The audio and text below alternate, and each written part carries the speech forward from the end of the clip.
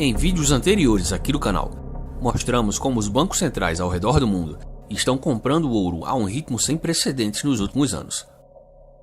Em 2022, os bancos centrais compraram impressionantes 1.136 toneladas de ouro.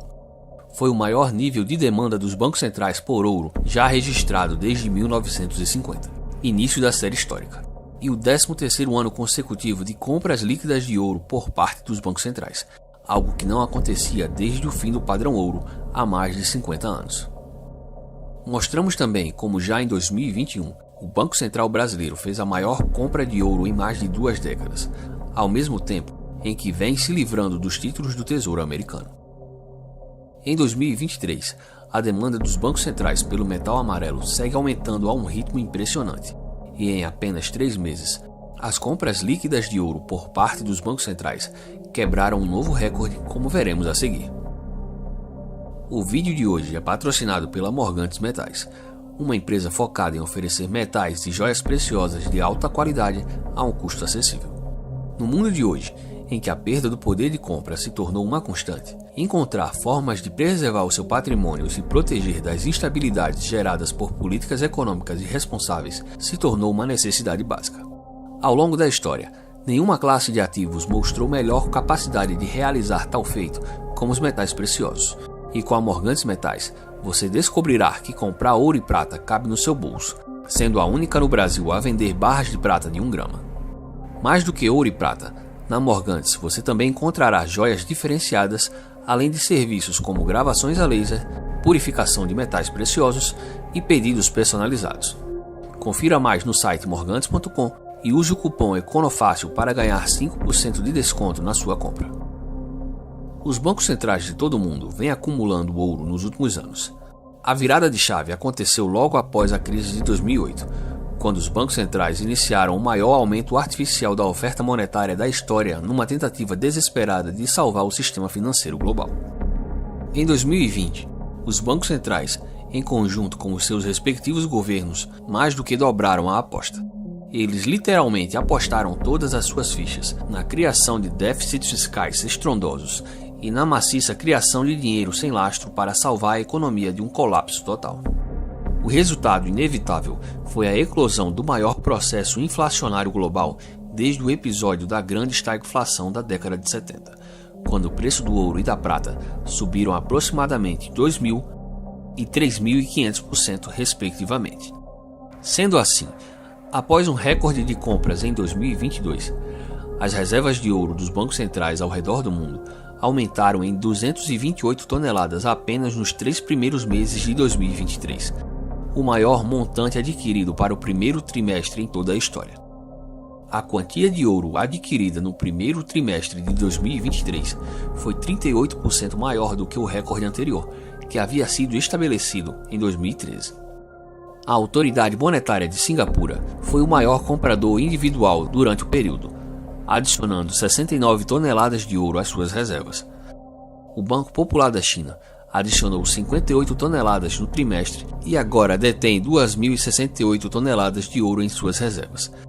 A Turquia voltou a comprar grandes quantidades de ouro, aumentando suas reservas em 30 toneladas, enquanto o Banco Central da Índia acrescentou mais 7 toneladas. Nesse contexto, um dos países que também tem se destacado é a Polônia. Após comprar 100 toneladas em 2019, além de repatriar outras 100 toneladas que estavam armazenadas no Banco da Inglaterra, o Banco Central polonês voltou a comprar ouro em grandes quantidades em 2023. O Banco Nacional da Polônia adicionou aproximadamente 15 toneladas de ouro às suas reservas em abril, segundo dados publicados pelo banco na semana passada. Foi o maior aumento das reservas do país desde junho de 2019. Em entrevista em dezembro de 2021, o presidente do Banco Central polonês, Adam Glapiński, disse que comprar e manter o ouro em suas reservas era uma questão de segurança e estabilidade financeira. De acordo com suas próprias palavras, abre aspas, o ouro manterá o seu valor mesmo quando alguém cortar a energia do sistema financeiro global, destruindo ativos tradicionais baseados em registros contábeis eletrônicos. Claro, não assumimos que isso vai acontecer, mas como diz o ditado, o prevenido está sempre seguro.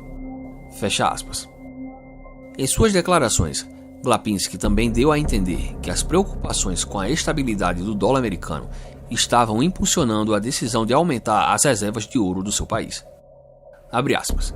O ouro é caracterizado por uma correlação relativamente baixa com as principais classes de ativos, especialmente o dólar americano, que domina a carteira de reservas do Banco Central polonês, o que significa que incluir ouro nas reservas reduz o risco financeiro.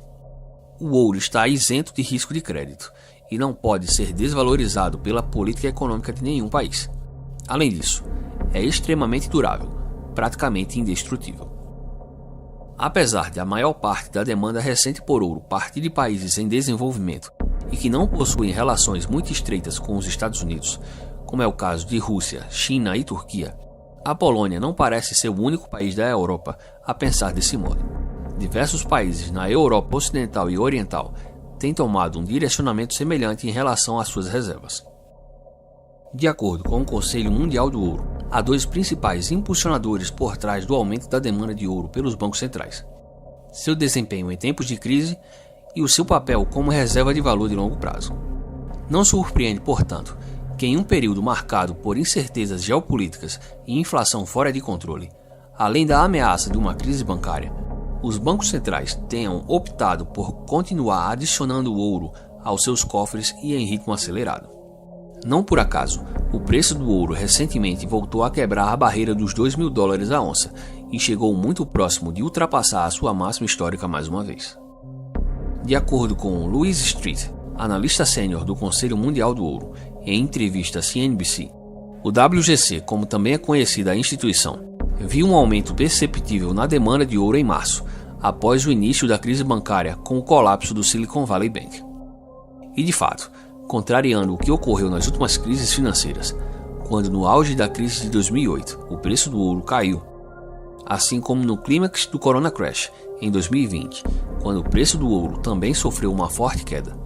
Dessa vez, nos momentos de maior estresse dos mercados, enquanto os demais ativos de risco sofriam perdas severas com o risco de quebra generalizada dos bancos, apenas o ouro e o Bitcoin não apenas preservaram valor, como funcionaram como verdadeiros ativos antifrágeis, se valorizando em meio a uma turbulência financeira, e isso ocorreu por diversas ocasiões desde o início da atual crise bancária. Foi assim durante a quebra do Silicon Valley, foi assim durante o colapso do Credit Suisse, foi assim durante a falência do First Republic. E tem sido assim a cada novo episódio de turbulência no sistema bancário.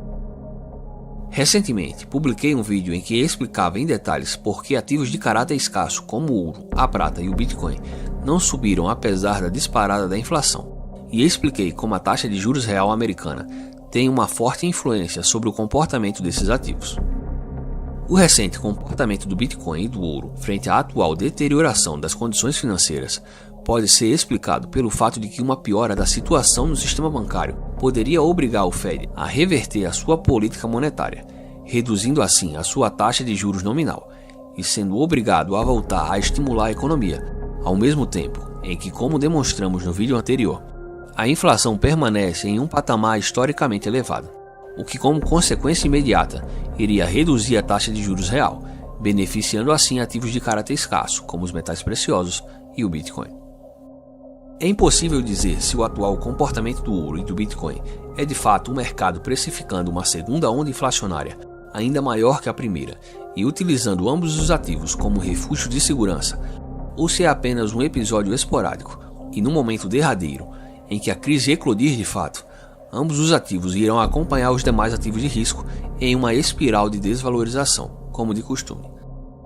Seja como for, independente se os metais preciosos irão reagir de maneira positiva ou negativa frente à próxima crise, o fato inevitável é que enquanto o principal motor da economia global for a mera expansão artificial da oferta monetária, a tendência de longo prazo de ativos escassos como ouro, prata e Bitcoin será sempre de valorização contínua.